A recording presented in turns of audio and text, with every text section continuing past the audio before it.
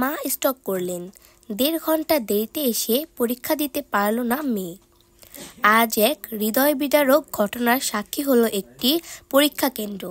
উচ্চ মাধ্যমিক পরীক্ষার পরীক্ষার্থী এক ছাত্রী নির্ধারিত সময়ের ১.৫ ঘন্টা পরে কেন্দ্রে পৌঁছায়, কিন্তু তাকে পরীক্ষায় অংশ নিতে দেওয়া হয়নি।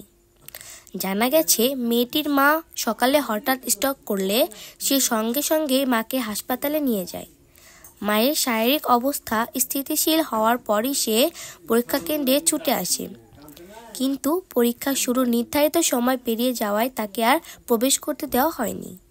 পরিবার ও উপস্থিতি অনেকে এই সিদ্ধান্তে হতবাক ও আবেগ আপ্লুত হয়ে পড়েন। অনেকেরই প্রশ্ন, এমন মানবিক পরিস্থিতিতে কি একটু ব্যতিক্রম করা যেত না?